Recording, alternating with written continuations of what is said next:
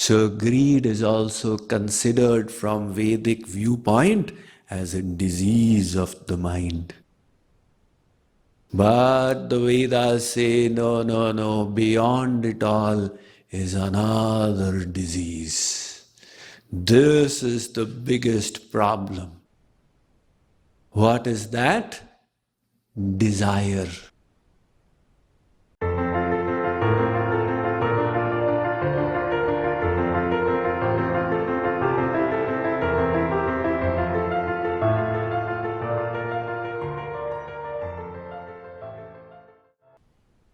See, desire is a disease?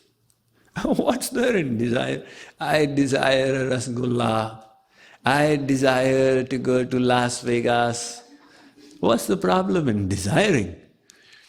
This desire is the mother of greed and anger.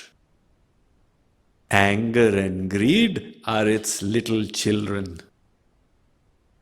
When does anger arise? When we make a desire and its fulfillment is obstructed, that leads to the outburst of anger. Supposing you desired to relish ice cream today. So you went and got ice cream from the store, 5 kgs of chocolate chip or whatever your favorite ice cream is, and you placed it in the fridge thinking, I will walk in the sun and really build up an appetite, then I will enjoy it. After an hour when you came back and opened the fridge, there was no ice cream. So the anger has started coming. You asked your spouse, where is the ice cream? I had put 5 kgs here. Your spouse said, look, haven't you seen your medical report? Your cholesterol is high. The doctor has said reduce fats. I took the ice cream and threw it in the garbage. What? You threw the ice cream? Now anger has come. Why did anger come? You had a desire. Its fulfillment was obstructed. That caused anger. The desire could be of any kind. I want this kind of bodily comfort. I want this kind of emotionally comfortable situation. I want this kind of prestige and status and recognition. Anything. And when it is obstructed, that is the impetus for anger. Anger does not come by itself. Some people are under this confusion. Swamiji, everything else is all right. I have got one problem. What is that? Anger. Everything else is all right. Yeah, everything else is all right. Impossible. If anger is there, its mother, desire, must definitely be there. Without desire, there can be no anger. Now, supposing you make a desire and it is fulfilled. You return to find the ice cream is still there. You took it out, placed it on the plate, brought the big spoon and took one gulp. Liked it? Really enjoyed it, Swamiji, after the hot Texan sun. Then, I want another one. Now, I want another one. Now, I want another one. All right, you've had 20 spoons of ice cream. Now what? Are you satisfied? Today I am satisfied. But after 3 days, I want more 5 kgs of ice cream. Jo prati labh lobh adhikai. The moment desire is fulfilled, it goes away and then it comes back with redoubled intensity. That is greed. Enhanced desire is greed.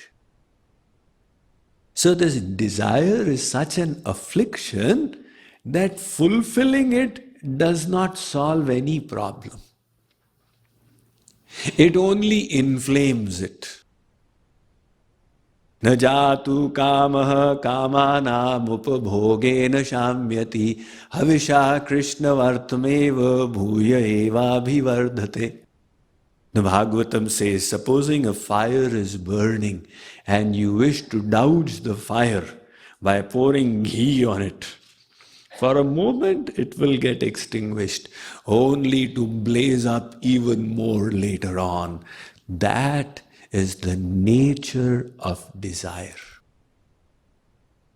The person who doesn't have wealth thinks, if only I could chase the great American dream to become a millionaire, I'll be happy. All right, you worked hard, and by the age of 40 years, you've got $1 million. That desire satisfied, happy? Impossible. Now I want 1 billion so I can have my private plane, etc. Okay, so do you think the billionaire's desires are finished? They are 100 times your desires. There's one Bill Gates and Warren Buffett, I have to bring them down and go ahead of them. This desire, the more you fulfill, the more it increases. The scriptures say, what is big in this world? A mountain? Well, it's bigger than the mountain. The ocean? Bigger than that? The earth? Bigger than that? The sky? Bigger than the sky? Everything is situated in the sky. What can be bigger? The Vedas say that, look, this desire is bigger than the whole universe. Because if one man was to get everything, the desire would still not be satiated. It would go beyond. This is not enough. I want more. Such is desire. So fulfillment of desire leads to greed. And obstruction of desire leads to anger. And when anger comes, the Bhagavad Gita's philosophy, krodhat bhavati sammoha, sammohat smriti vibhramaha, smriti bhranchat buddhinasho, buddhinashat pranashyati. From anger comes delusion. From delusion comes bewilderment of memory. From loss of memory comes ruin of the intellect. And when the intellect, the discrimination is lost, the soul suffers a downfall. All these came from desire. If we make a desire, there can only be two consequences. Either it will be fulfilled or not fulfilled.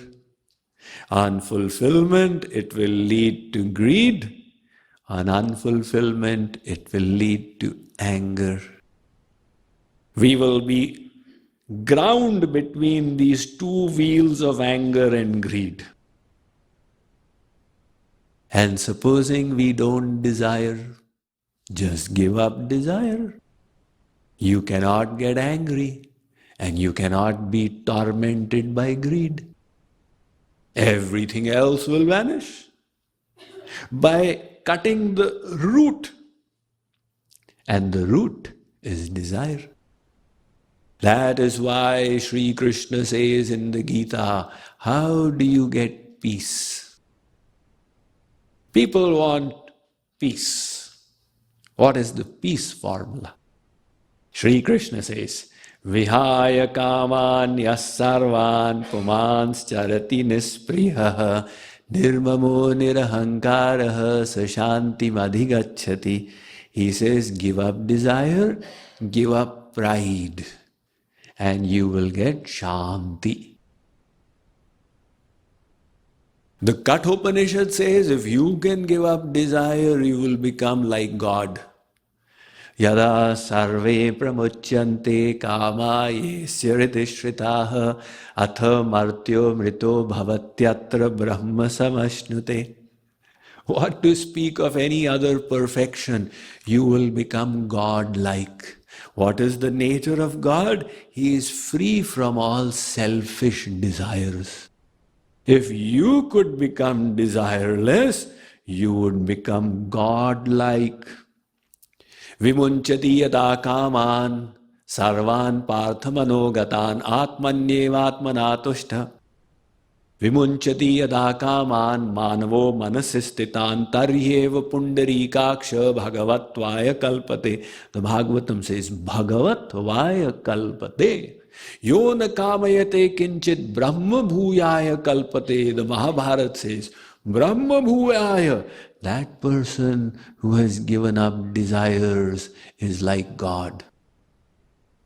That is why even in Buddhism, the Buddha, he stated 4 golden truths.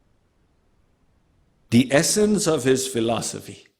The first truth is there is suffering in the world. The second truth is this suffering has a cause. The third truth is the cause of suffering is desire. And the fourth truth is if desire is extinguished, suffering is extinguished. So we have now come to the root of anger, greed, and everything else, which is desire. Let us proceed further. What is the cause of desire?